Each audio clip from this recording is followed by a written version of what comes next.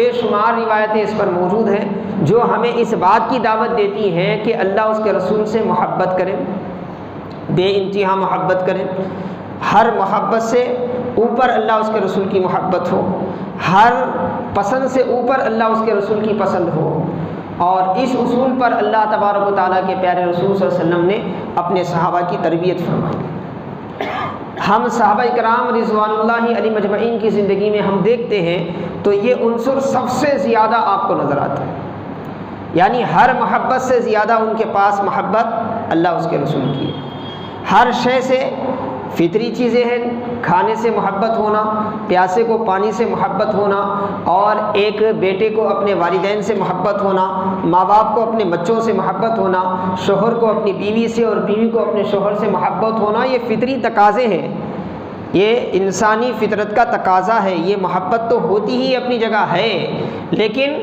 اللہ کے رسول صلی اللہ تعالی وسلم کی تعلیم کیا ہے، قرآن کی تعلیم کیا ہے، اور کس نہج پر اللہ کے رسول صلی اللہ علیہ وسلم نے 23 سالہ اپنی دعوت والی زندگی میں، اعلان نبوت والی زندگی میں رسول اللہ صلی اللہ علیہ وسلم نے اپنے صحابہ کی تربیت فرمائی، وہ تربیت یہ تھی کہ آپ کو بیوی سے محبت کرنے سے کسی شوہر کو آقا نے منع نہیں فرمایا، بچوں سے محبت کرنے سے کسی والدین کو منع نہیں فرمایا، بچوں کو اپنے ماں باپ سے محبت کرنے سے پیارے آقا علیہ الصلوۃ والسلام نے منع نہیں فرمایا، کبھی ایک بھوکے کو کھانے سے محبت کرنے سے منع نہیں کیا، ننگے کو کپڑے سے محبت کرنے سے منع نہیں کیا، اور پیاسے کو پانی سے محبت کرنے سے منع نہیں کیا، بلکہ آقا نے یہ فرمایا تو یہ محبتیں تو اپنی جگہ ہے، اشد حبا للہ، سب سے زیادہ جو محبت ہے وہ محبت جو ہے اس اللہ رب العزت سے ہو، جو یہ ساری چیزوں سے جو محبت ہے، یہ ساری جو نعمتیں ہمیں ملی ہے، اس کا دینے والا اللہ تعالیٰ ہے، اس سے سب سے زیادہ محبت، اس سے سب سے زیادہ محبت، اور اسی محبت کی تکمیل کے لیے رسول اللہ صلی اللہ علیہ وسلم سے محبت ضروری ہے، کیونکہ اللہ کی محبت پوری ہوتی ہے تو رسول اللہ صلی اللہ علیہ وسلم کی محبت سے، اور رسول اللہ صلی اللہ علیہ وسلم کی محبت پوری ہوتی ہے اہل بیت کی محبت سے۔ تو حاضرین محترم عزیزان گرامی، یہ جو دعوت، یہ جو فکر، اس نہج پہ جو تربیت دی گئی، اس کا اثر ہم دیکھتے ہیں صحابہ کرام رضوان اللہ علیہ اجمعین کی زندگی میں، کتنا پیارا اثر ان کی زندگی میں پڑتا ہے، کیسا اثر ان کی زندگی میں پڑتا ہے۔ صفہ ایک چبوترا تھا، عربی میں صفہ کہتے ہیں ایک چبوترے کو، ایک کٹا۔ اصحاب صفہ کا نام آپ نے سیرت کی کتابوں میں پڑھا ہوگا، سنا ہوگا۔ اصحاب صفہ یعنی چبوترے والے۔ رسول اللہ صلی اللہ علیہ وسلم کی بالکل جو مسجد نبوی اور آپ کا حجرہ شریف تھا، اس کے بالکل متصل ایک چبوترا تھا، آج بھی ہے وہ چبوترا، اب مسجد نبوی میں شامل ہے، وہ روضہ پاک کے بالکل قریب چبوترا ہے۔ تو وہ چبوترے پر دنیا بھر سے آئے ہوئے ایسے مسلمان رہتے تھے جن کا دنیا میں اللہ اس کے رسول کے سوا کوئی نہیں تھا، اللہ اس کے رسول کے سوا کوئی نہیں تھا، جنہوں نے دور دراز سے اپنے وطنوں سے ہجرت کر کے، اپنے وطنوں کو چھوڑ کر، اپنوں کو چھوڑ کر، صرف دین کے لیے، صرف ایمان کے لیے، صرف آخرت کے لیے، اللہ اس کے رسول کو راضی کرنے کے لیے مدینہ پہنچے تھے، انہیں اصحاب صفہ کہا جاتا ہے۔ دن رات رسول اللہ صلی اللہ علیہ وسلم کی خدمت میں رہتے، سائے کی طرح آقا علیہ الصلوۃ والسلام سے چمٹے رہتے، اللہ کے وسلم کے ایک ایک ارشاد کو محفوظ کرتے، اور ان ارشادات کو جو صحابہ اہل و عیال والے ہیں، دیگر ان کے جو مصروفیات میں وہ مصروف تھے، دیگر رشتہ داروں کے جو حقوق اسلام نے لاگو کیے ہیں اس کو پورا کرنے کے لیے، کوئی کھیتی باڑی کر رہا ہے، کوئی تجارت کر رہا ہے، وہ صحابہ موجود نہیں رہتے تو رسول اللہ صلی اللہ علیہ وسلم کے ارشادات یہ محفوظ کر کے ان تک پہنچاتے تھے، اصحاب صفہ محفوظ کر کے ان تک پہنچاتے تھے۔ اور اللہ تعالیٰ نے ان کے مقام کو سمجھایا قرآن کریم میں، پارہ نمبر 15 سورہ کہف میں اللہ تعالیٰ نے فرمایا وَاصْبِرْ نَفْسَكَ مَعَ الَّذِينَ يَدْعُونَ رَبَّهُمْ بِالْغَدَاةِ وَالْعَشِيِّ يُرِيدُونَ وَجْهَهُ، اے حبیب آپ ان کے ساتھ رہیں، فرمائیں اے رسول آپ وَاصْبِرْ نَفْسَكَ مَعَ الَّذِينَ يَدْعُونَ رَبَّهُمْ بِالْغَدَاةِ وَالْعَشِيِّ، جو صبح شام اپنے رب کو یاد کرتے رہتے ہیں، اور مقصد کیا ہے؟ یریدون وجہ، ان کا مقصد صرف رب کائنات ہے، کوئی اور غرض نہیں ہے، کوئی اور دنیاوی دنی مقاصد ان کے پیش نظر نہیں ہیں، دن رات وہ اللہ کو یاد کرتے رہتے ہیں، اور یاد کرنے کا مقصد یہ ہے کہ جس کو وہ یاد کر رہے ہیں وہ ان سے راضی ہو جائے، وہ ان سے راضی ہو جائے۔ یہ اصحاب صفہ۔ اب ان کی تربیت کیسے ہوئی آپ دیکھیں، قرآن کریم میں ایک دوسرے مقام پر اللہ تبارک و تعالیٰ فرماتا ہے، پارہ نمبر 10 سورہ توبہ میں اللہ تعالیٰ نے فرمایا، اللہ تبارک و تعالیٰ نے فرمایا وَلَا عَلَى الَّذِينَ إِذَا مَا أَتَوْكَ لِتَحْمِلَهُمْ قُلْتَ لَا أَجِدُ مَا أَحْمِلُكُمْ عَلَيْهِ تَوَلَّوْا وَأَعْيُنُهُمْ تَفِيضُ مِنَ الدَّمْعِ حَزْنًا أَلَّا يَجِدُوا مَا يُنْفِقُونَ۔ اللہ اکبر۔ غزوہ تبوک کا موقع ہے، انتہائی تنگی میں، انتہائی پریشانی کے عالم میں مسلمانوں کے لیے یہ جنگ سامنے آئی تھی۔ رسول اللہ صلی اللہ علیہ وسلم چونکہ اناج کے ذخیرے ختم ہو چکے تھے، نیا اناج آنے والا تھا، فصلیں لہلہا رہی تھی، ابھی فصل کٹی نہیں تھی، لوگوں کے پاس اس وقت پیسہ بھی نہیں تھا۔ ایسے وقت میں رومیوں کا لشکر جو ہے وہ مسلمانوں کے خلاف تیاری کر رہا تھا، تو اللہ کے رسول صلی اللہ علیہ وسلم ان کی سرکوبی کرنے کے لیے تبوک تک پہنچے۔ آپ تبوک تک آپ گئے اور اس جنگ کے لیے آپ نے اعلان فرمایا کہ جو بھی جتنا بھی اس جنگ کے لیے مالی امداد کر سکتا ہے امداد کرے۔ اسی جنگ میں حضرت عثمان غنی رضی اللہ تعالیٰ عنہ نے بے شمار مال و زر کیا ہے اللہ کی رضا جوئی کے لیے عنایت فرمایا، جس کے عوض میں آقا نے فرمایا تھا کہ آج کے بعد عثمان کو کوئی گناہ ضرر نہیں دے گا۔ اور یہی وہ جنگ ہے جس کی تیاری میں حضرت صدیق اکبر نے اپنے گھر کا سب کچھ لا کر پیش کیا تھا۔ آقا نے پوچھا کہ اے ابوبکر گھر والوں کے لیے کیا چھوڑ آئے ہو؟ تو آپ نے فرمایا اللہ اس کے رسول کو چھوڑ آیا۔ تو غزوہ تبوک، اس میں بہت سے صحابہ کے واقعات اس سے متصل ہیں، بہت سی چیزیں ہیں اس میں، اس کی تفصیل میں مجھے جانا نہیں ہے۔ تو بہت مشکل مرحلہ تھا، بڑی مشکل مرحلہ تھا۔ ایسے وقت میں تنگی تھی، پریشانی تھی، صحیح سواریوں کا انتظام نہیں ہو رہا تھا جنگ میں جانے کے لیے، تلواریں اور ہتھیاروں کا انتظام نہیں ہو رہا تھا۔ رسول اللہ صلی اللہ علیہ وسلم نے تیاری فرمائی، رسول اللہ صلی اللہ علیہ وسلم نے تیاری فرمائی، آپ نے اعلان کیا جس کے پاس جو کچھ بھی تھا وہ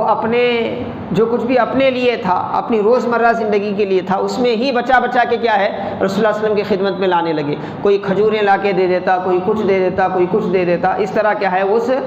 اسرت والی جنگ کی تیاری ہو گئی۔ اس تنگی والے دنوں میں بھی کیا ہے جنگ کی تیاری ہو گئی۔ رسول اللہ صلی اللہ علیہ وسلم اب جنگ کے لیے روانہ ہو رہے ہیں۔ جنگ کسی دعوت کا نام تو نہیں ہے، کسی تفریح کا نام تو نہیں ہے۔ جنگ کا مطلب کیا ہے؟ جنگ کا مطلب یہ ہے کہ جنگ کو نکلنے والا دونوں میں سے ایک نتیجے سے آمنا سامنا اس کا ہوتا ہے، یا تو وہ اپنی جان گنوا کر آتا ہے، یا تو وہ اپنے دشمن کی جان لے کر کیا ہے فاتح بن کے آتا ہے۔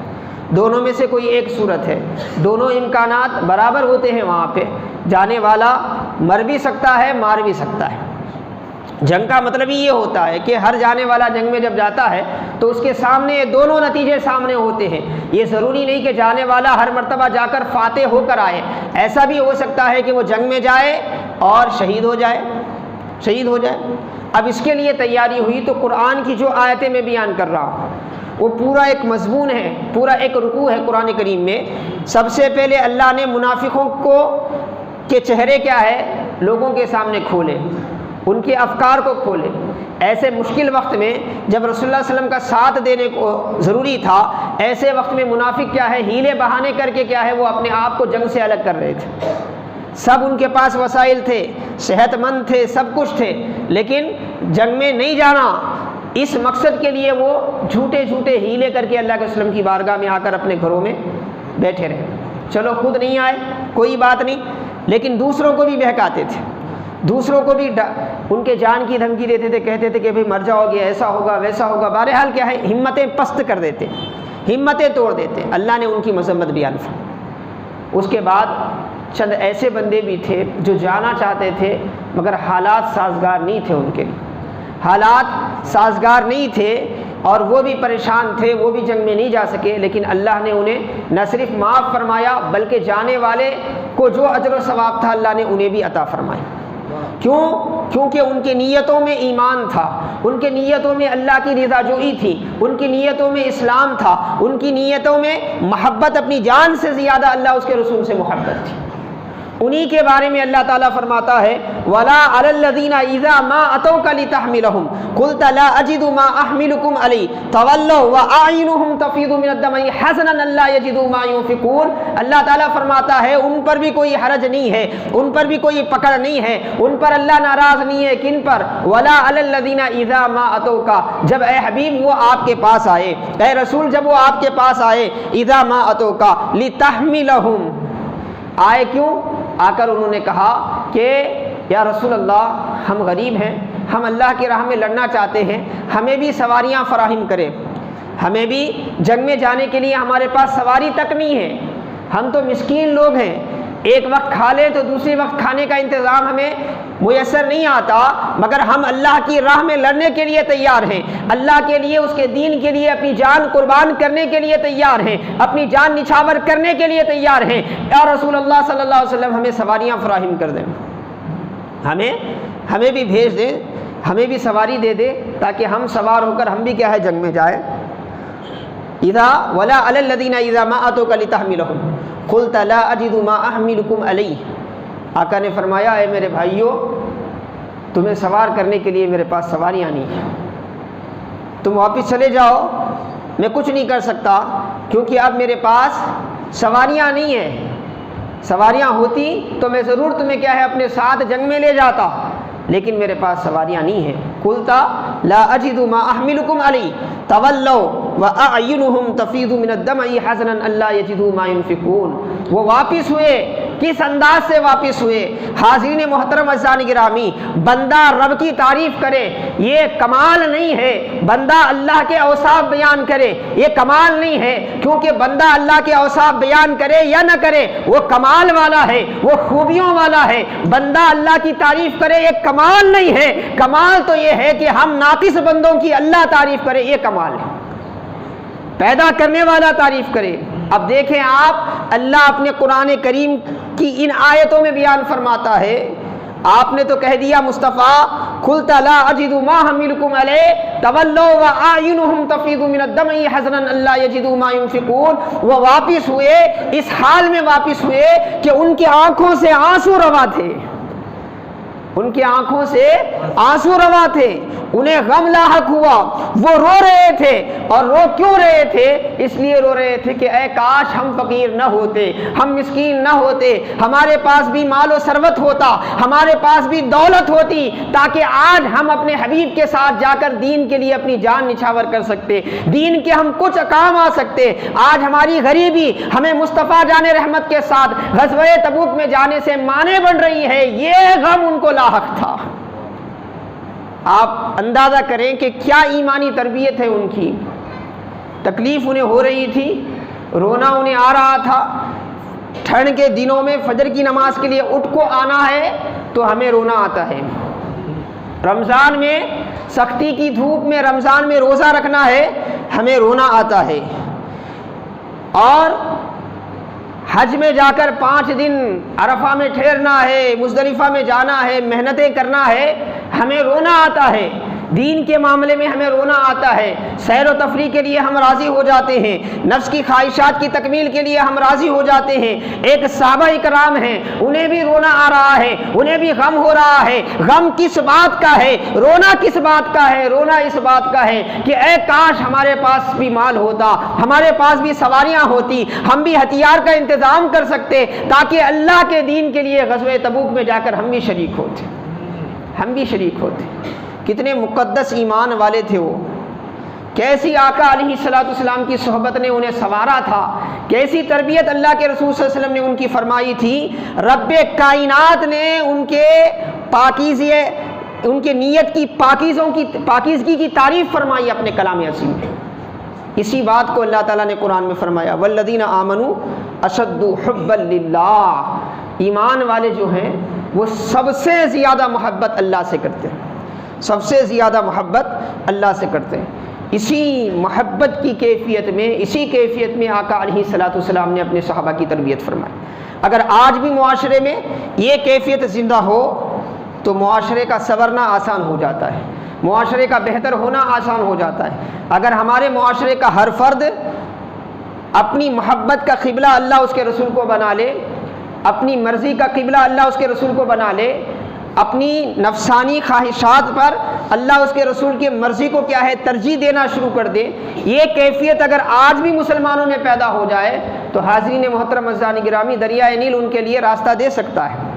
دریائے نیل ان کے لیے راستہ دے سکتا ہے، جنگل کے شیر انہیں راستہ بتا سکتے ہیں، اور جنگل کے جانور ان کے لیے کیا ہے اپنا جنگل ایک دن کے لیے خالی کر سکتے ہیں، جیسے اللہ تبارک و تعالیٰ کے ان شیروں کے لیے اللہ تبارک و تعالیٰ کی مخلوق نے خدمت کی تھی، آج بھی کر سکتی ہے، لیکن شرط کیا ہے؟ وہ ایمانی تربیت جو اللہ کے رسول صلی اللہ علیہ وسلم نے اپنے صحابہ کی فرمائی تھی، صحابہ نے اپنے تابعین کی فرمائی تھی، تابعین نے اپنے تابعین کی فرمائی تھی، اس تربیت پر اپنے آپ کو ہمیں ڈھالنا پڑے گا، اپنے آپ کو ہمیں ڈھالنا پڑے گا۔ تو وہ اصحاب صفہ کے وہی لوگ تھے جو اس وقت آئے تھے جن کے بارے میں قرآن کی یہ آیت شریفہ نازل ہوئی۔ تو ان کا مقصد ہمیشہ ان کے پیش نظر صرف اور صرف کیا ہوتا تھا؟ اللہ اس کے رسول کی رضا جوئی ہوتی تھی۔ وہ ہر چیز سے بڑھ کر اللہ اس کے رسول سے محبت کرتے تھے، جس کے نتیجے میں وہ یہ چاہتے تھے کہ ہر کام میں یہ دیکھتے تھے کہ اس میں میرے رب کی مرضی کیا ہے، اس میں میرے رب کی چاہت کیا ہے، اس میں میرے پروردگار کا معاملہ کیا ہے، اس کا حکم کیا ہے، وہ سب سے پیش نظر ہوتا تھا۔ اسی لیے جنگوں کی حالت میں بھی وہ نماز سے پیچھے نہیں ہوتے تھے۔ ان کے لیے صلاۃ الخوف کے مسائل پہ اللہ تعالیٰ نے نازل فرمائے،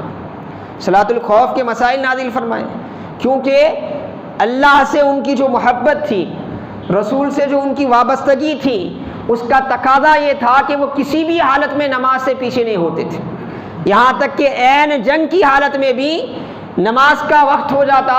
تو وہ نماز پڑھنے کے لیے آگے ہو جاتے۔ اسی لیے ان کو اللہ تبارک و تعالیٰ نے حکم دیا، کیا حکم دیا؟ فاذکروا اللہ قیاما وقعودا وعلی جنوبہم، اللہ کو یاد کرو،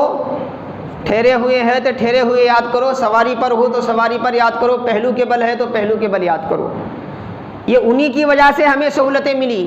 اور اسی طرح صلاۃ الخوف کے احکام آئے میدان جنگ میں،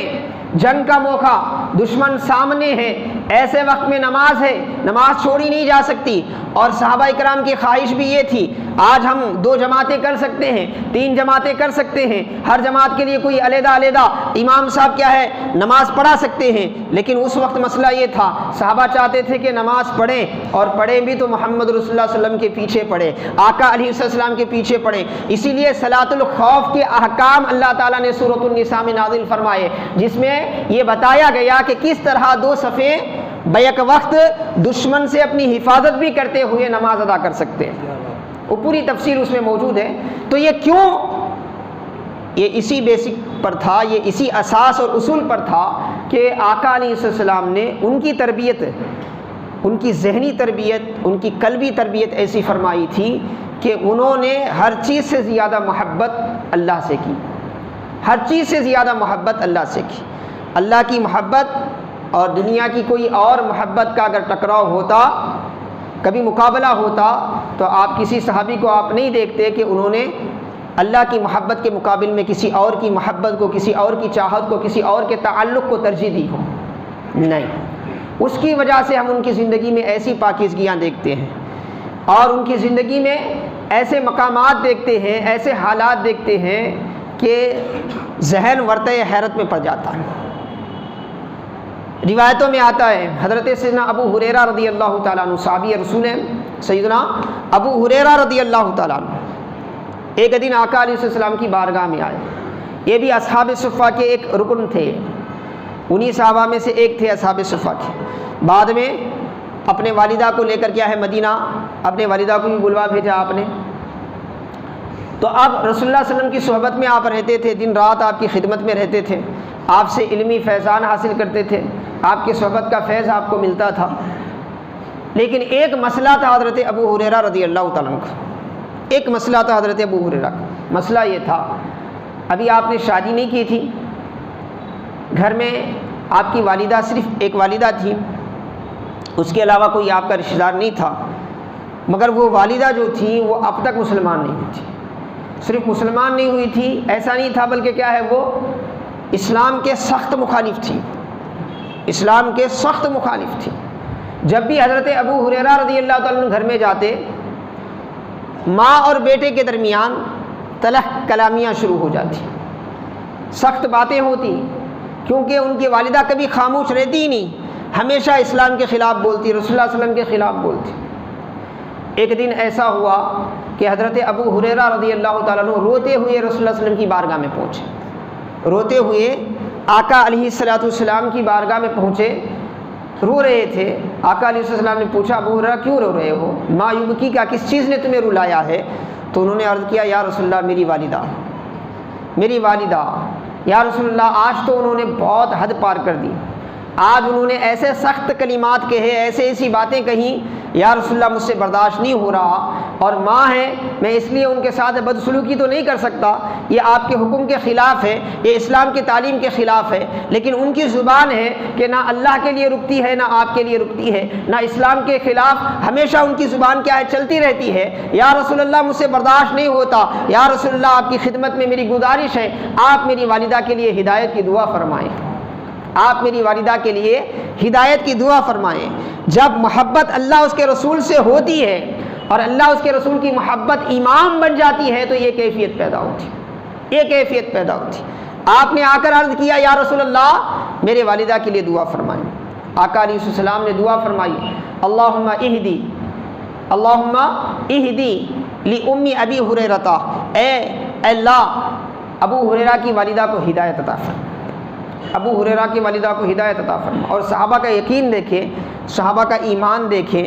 حاضرین محترم عزیزان گرامی، حضرت ابو ہریرہ تھوڑی دیر پہلے غم کے عالم میں ہیں اور آنسو ہیں کہ تھم نہیں رہے ہیں، آنسو ہیں کہ رک نہیں رہے ہیں، ابھی کچھ دیر پہلے یہی حالت ہے، لبہائے مصطفیٰ سے یہ دعا نکلتی ہے کہ اے اللہ ابو ہریرہ کی والدہ کو ہدایت عطا فرما، اتنی دعا زبان سے نکلنا تھا۔ حضرت ابو ہریرہ مسکرانے لگتے ہیں، حضرت ابو ہریرہ مسکرانے لگتے ہیں، آقا سے اجازت لے کر خوشی خوشی گھر کی طرف بھاگتے ہیں، گھر کی طرف جاتے ہیں۔ کیوں؟ حضرت ابو ہریرہ کا انداز یہ بتا رہا ہے، آپ کی کیفیت یہ بتا رہی ہے، مستی کے عالم میں، محبت کے عالم میں آپ کے گھر کی طرف اٹھنے والا ایک ایک قدم چیخ چیخ کے کہہ رہا ہے کہ اے لوگوں سنو، آج ابو ہریرہ کی والدہ کو ہدایت سے ہم رکاب ہونے سے کوئی نہیں روک سکتا، کیونکہ مصطفیٰ جان رحمت کی زبان سے یہ دعا نکل چکی ہے کہ اے اللہ ابو ہریرہ کی والدہ کو ہدایت عطا فرما۔ کتنا یقین تھا صحابہ کرام کو اپنے آقا کی بات پر، کتنا یقین تھا، آپ دیکھیں رسول اللہ صلی اللہ علیہ وسلم کی بات پر۔ اب حضرت ابو ہریرہ گھر پہنچے، دروازہ کھٹکھٹایا، گھر میں داخل ہونا چاہا، آپ کو محسوس ہوا جیسے کوئی پانی نہا رہا ہے، اور وہیں سے ان کی والدہ کی آواز آئی کہ ابو ہریرہ رکو، تو آپ رک گئے۔ تھوڑی دیر کے بعد دروازہ کھلا، ماں کو دیکھتے ہیں کہ بالکل وہ تیار ہے، اور حضرت ابو ہریرہ کو دیکھتے ہی مسکراتے ہوئے کہتی ہیں اشہد ان لا الہ الا اللہ و اشہد ان محمدًا عبدہ و رسولہ، میں گواہی دیتی ہوں کہ اللہ کے سوا کوئی معبود نہیں اور محمد صلی اللہ علیہ وسلم اس کے بندے کامل اور اس کے رسول ہیں۔ صحیح مسلم کی روایت ہے، اللہ کے رسول نے دعا فرمائی، اور ایک دعا فرمائی اس خاندان کے لیے۔ کیا دعا فرمائی؟ اے اللہ تو مومنوں کے دل میں ابو ہریرہ اور ان کی والدہ کی عزت عطا فرما، مومنوں کے دل میں ان کا احترام عطا فرما۔ یہ بھی دعا اللہ کے رسول نے فرمائی۔ تو یہ واقعہ جو ہے حضرت ابو ہریرہ کا، چیخ چیخ کے ہمیں بتاتا ہے کہ اللہ کے رسول صلی اللہ علیہ وسلم اپنے صحابہ کی تربیت کیسے فرماتے تھے،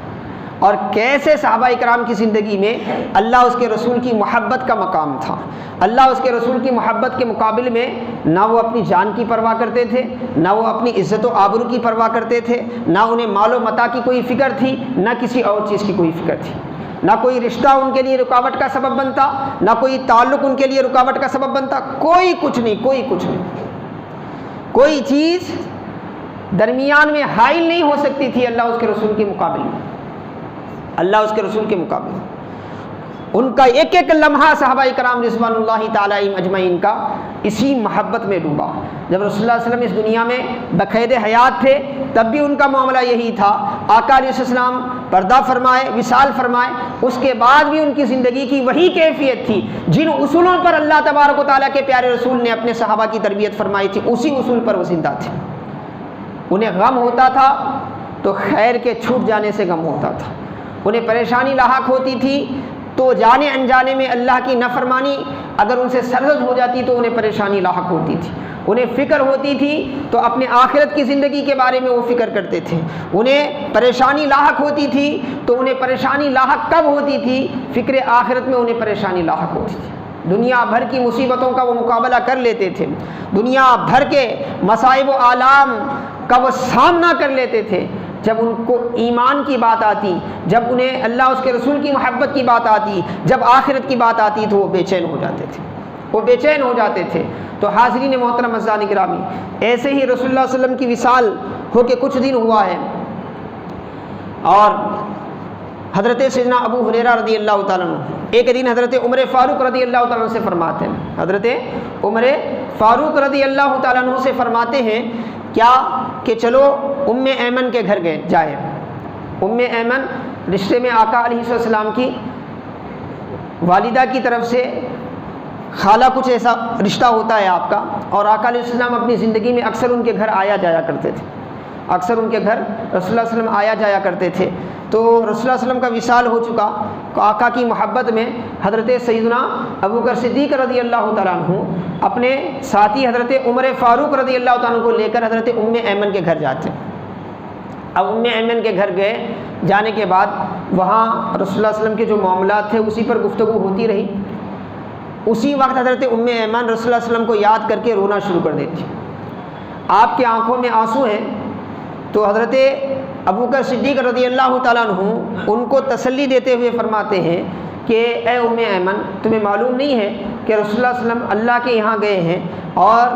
رسول اللہ صلی اللہ علیہ وسلم اللہ کے یہاں رسول اللہ صلی اللہ علیہ وسلم کا مقام کیا ہے؟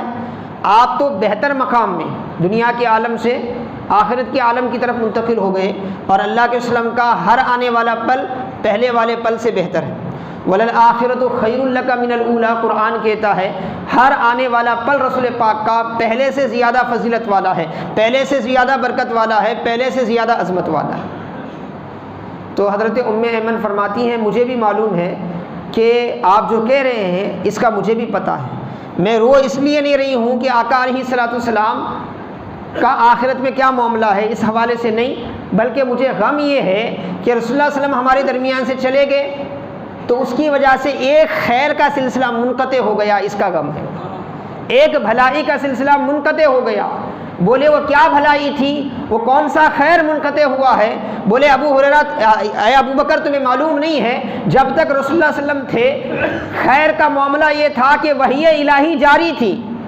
وحی الہی جاری تھی، رب کی بات بندوں تک پہنچانے کے لیے رسول اللہ صلی اللہ علیہ وسلم ہمارے درمیان موجود تھے، اور ڈائریکٹ رب کا کلام ہم تک پہنچتا تھا رسول اللہ صلی اللہ علیہ وسلم کے واسطے سے۔ اور آج یہ بھلائی سے ہم محروم ہو گئے کیونکہ رسول اللہ صلی اللہ علیہ وسلم ہمارے درمیان موجود نہیں ہے، رسول اللہ صلی اللہ علیہ وسلم ہمارے درمیان موجود نہیں ہیں۔ تو حاضرین محترم عزیزان گرامی، مرد تو مرد ہیں، وہ خواتین جنہوں نے آقا علیہ السلام کے ہاتھ میں تربیت پائی ہے، ان کی فکر بھی کتنی اونچی تھی آپ سوچیں، ان کی سوچ، ان کی فکر دیکھیں، ہر آن ہر لمحہ ان کی فکر صرف اور صرف اللہ تبارک و تعالیٰ اور اس کا دین، اس کے رسول کے تعلیمات اور اللہ اس کے رسول کی رضا، بس اسی لیے وہ جیتے تھے، ان کا ایک ایک پہلو اسی لیے تھا۔ حضرت ابو عبیدہ بن جراح رضی اللہ تعالیٰ عنہ مشہور صحابی ہیں، اللہ کے وسلم نے آپ کو امین الامہ فرمایا، آپ کو امین الامہ فرمایا، امت کے امین کا لقب آپ کو دیا گیا، بڑے جلیل القدر صحابی۔ حضرت عمر فاروق رضی اللہ عنہ کی دور خلافت میں آپ کو ملک شام کے میں جو لشکر مسلمانوں کا بڑھ رہا تھا اس لشکر کا آپ کو امیر مقرر کیا گیا۔ حضرت خالد بن ولید رضی اللہ تعالیٰ عنہ کو کچھ دنوں کے لیے معزول کر کے حضرت عبیدہ بن جراح رضی اللہ تعالیٰ عنہ کو اس کا امیر مقرر کیا گیا۔ تو اس کے بعد ملک شام کے مختلف حصے آپ نے فتح فرمائے، مختلف حصے، اور جب وہ علاقے سرچ کرنے کے لیے، دیکھنے کے لیے حضرت سیدنا عمر فاروق رضی اللہ تعالیٰ عنہ ملک شام گئے تو آپ کو اس مقام پہ لے جایا گیا جہاں حضرت ابو عبیدہ بن جراح رضی اللہ تعالیٰ عنہ کا قیام تھا۔ تو اس جگہ آپ پہنچے، پہنچ کے آپ نے دیکھا کہ ایک اس وقت مسلمانوں کی ایسی اللہ پاک نے رعب عطا فرمایا تھا، مسلمان اس وقت فاتح قوم تھی، جس علاقے پہ وہ چلے جاتے تھے وہ علاقہ ان کے لیے فتح ہو جاتا تھا. اور مسلمانوں کی حکومت انتہائی بڑی حکومت تھی جن کے سامنے ملک روم بھی اب ٹھہرنے کے لیے ہمت نہیں تھی. اور ایسے ریاست کے لشکر کا جو سپہ سالار تھا، ظاہر سی بات ہے ان کا جو خیمہ ہے، ان کا جو رہنے کی مقام ہے انتہائی عمدہ و اعلیٰ ہوگا. لیکن حاضرین محترم عزیزان گرامی، حضرت عمر فاروق وہاں پہنچے تو وہاں کا منظر دیکھ کر عمر رونے لگے. وہاں کا منظر دیکھ کر عمر رونے لگے. مدینے سے جس کیفیت میں حضرت ابو عبیدہ بن جراح نکلے تھے اسی کیفیت میں ان کا خیمہ تھا. وہیں کھجور کی چھالوں والا بستر تھا اور وہیں سوکھی روٹیاں تھیں جس کو کھا کر وہ مدینے میں بڑے ہوئے تھے. آقا کی زیر تربیت وہ پروان چڑھے تھے، اسی کیفیت کے ساتھ وہاں تھے. تو آپ کے آنکھوں میں آنسو آئے اور روتے ہوئے آپ نے فرمایا کہ اللہ کے رسول نے سچ فرمایا ہے، ابو عبیدہ بن جراح جو ہے وہ اس امت کے امین ہیں، اس امت کے امین ہیں. اور یہی ابو عبیدہ بن جراح ہیں ایک کے بعد دیگرے مشرکین کے قلعے فتح کرتے جا رہے ہیں. ایک جگہ آ کر محاصرہ کرنا پڑا. ایک مضبوط قلعے کا محاصرہ آپ نے کیا. محاصرہ آپ نے کیا، بہت دنوں تک محاصرہ رہا، کئی دنوں تک محاصرہ رہا. اور جو عیسائی تھے وہاں پہ، جو رومی تھے، وہ قلعہ بند ہو کر مسلمانوں سے لڑ رہے تھے. کب تک لڑتے؟ سارے باہر سے آنے کے کھانے پینے کے وسائل تو ختم ہو گئے تھے. اسی لیے انہوں نے ایک چال چلی، ایک جنگی چال چلی. چال یہ چلی کہ انہوں نے اپنے قلعے کے اندر جو بازار تھا ان کا، اس بازار کو آراستہ کر دیا، خوب سجایا بازار کو. اور سجا کر کیا کیا، ہر بازار میں، ہر دکان میں ایک خاتون کو بٹھایا، ایک عورت کو پورا دعوت نظارہ بنا کر کیا ہے اس کو بٹھا دیا. اور انہوں نے پلان بنایا کہ دیکھو یہ جو ہیں عرب بدوی ہیں، گاؤں والے ہیں، اور کئی دن ہو گیا ہے یہ اپنے گاؤں چھوڑ کے آئے ہیں، ان کے اندر بھی مزاج، ان کی بھی طبیعتیں ہوتی ہیں. ہم ایک کام کریں گے کہ ان کے لیے دروازہ کھول دیں گے. اب ان کی نظریں جو ہیں بازار کی طرف ہوگی، بازار کی خوش نمائی کی طرف ہوگی، ان خواتین کی طرف ہوگی. اور ان خواتین کو بھی سکھا دیا گیا تھا کہ اگر کوئی تمہارے پاس آتا ہے تو تم ان سے تعارض نہ کرنا اور ان کو اپنی طرف مائل کرنا. اور ادھر اپنے سپاہیوں کو تیار کر کے پچھلے حصے میں انہیں چھپا دیا گیا تھا کہ جیسے ہی مسلمان لشکر جو ہے وہ بازار کی طرف بڑھے اور ان خواتین کی طرف بڑھے، ادھر وہ مشغول ہو جائے، تم پیچھے سے حملہ کرنا، اس طرح ہم فاتح ہو جائیں گے. کھلے میدان میں تو ہم لڑ نہیں سکے ان کے ساتھ، اب اس طرح سے کیا ہے ان کو مغلوب کر دیں گے. اور اس وقت امیر لشکر حضرت ابو عبیدہ بن جراح رضی اللہ تعالیٰ تھے، آپ تھے، اور رسول اللہ علیہ وسلم کی تربیت یافتہ تھے. تو حاکم قلعہ جو تھا اس نے پیغام بھیجا کہ بھئی اب تمہارے لیے کیا ہے، قلعہ کھول دیا جا رہا ہے، قلعہ تمہارے لیے کھول دیا جا رہا ہے. تو آپ نے پیغام پڑھا، اپنے ساتھیوں سے کہا کہ ہمارے لیے قلعہ کھول دیا جا رہا ہے، ہم اللہ کا نام لے کے اب اندر داخل ہوں گے. اس کے بعد فرمایا میں تمہیں بطور امیر ایک بات کا حکم دیتا ہوں، تم اس کو لازمی طور پہ کیا ہے اس پہ عمل کریں. کیا؟ اب جیسے ہی ہم اندر داخل ہوں گے، محل تک پہنچنے تک ہماری نظریں نیچی رہیں گی، ہم کسی شے کو نہیں دیکھیں گے. اس کے بعد آپ نے سورۃ النور کی وہ آیت شریفہ پڑھی،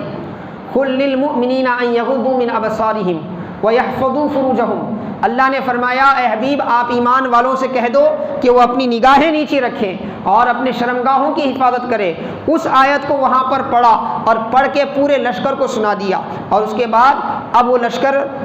داخل ہوا. انہوں نے تو سوچا تھا کہ لشکر کیا ہے، خواہش میں ڈوب کے اپنی نفسانی خواہشات میں مغلوب ہو جائے گا، ایسے وقت ان پر حملہ کر کے ہم غالب آ جائیں گے. لیکن ایک بھی اللہ کے بندے نے آنکھ اٹھایا ہو ایسی تاریخ نہیں ہے. ایک بھی اللہ کے بندے نے اس فحش دعوت نظارہ کی طرف رخ کیا ہو نہیں. ہر ایک کے ذہن پہ وہی قرآن کی آیت ہے جو کچھ دیر پہلے حضرت سیدنا ابو عبیدہ بن جراح رضی اللہ تعالیٰ عنہ نے ان کو سنائی، اسی آیت کے دھن میں، اسی اللہ کے حکم میں نگاہیں نیچی کر کے وہ قلعے تک پہنچے، قلعے کے مین سینٹر تک پہنچے اور بطور فاتح کے کیا ہے اس کو اپنے قبضے میں لے لیا۔ ان کی اس ہیبت کو دیکھ کر، ان کی اس کیفیت کو دیکھ کر، ان کی اس پاکیزگی کو دیکھ کر، اللہ اس کے رسول کے لیے ان کی اطاعت و فرمان برداری کے اس جذبے کو لے کر جو چھپے ہوئے سپاہی تھے انہوں نے اپنے ہتھیار ڈال دیے اور حاکم نے کہا کہ واقعی تم لوگ حکومت کرنے کے قابل ہو، تمہارے جیسے پاکیزہ لوگ، تمہارے جیسے استقامت والے لوگ، تمہارے جیسے بے نفس لوگ ہی کیا ہے حکومت کر سکتے ہیں۔ قلعہ ان کے حوالے کر دیا، قلعہ ان کے حوالے کر دیا۔ یہ ہماری تاریخ ہے، یہ ہمارے صحابہ ہیں، اور حاضرین محترم ایسی رسول اللہ علیہ وسلم کی تربیت ہے، اور وہ تربیت اسی بنیادی اصول پر کیا گیا کہ ہمیں محبت ہے تو اللہ سے، ہمیں سب سے زیادہ، ہم اپنے بچوں سے بھی محبت کرتے ہیں، اپنی دولت سے بھی، سب سے بھی، لیکن سب سے زیادہ محبت ہمیں اللہ اس کے رسول سے ہے۔ اسی عنصر پر آج بھی اگر ہم اپنی تربیت کریں، اپنے معاشرے کو سنواریں تو الحمدللہ پھر سے وہ کیفیتیں بحال ہو سکتی ہیں۔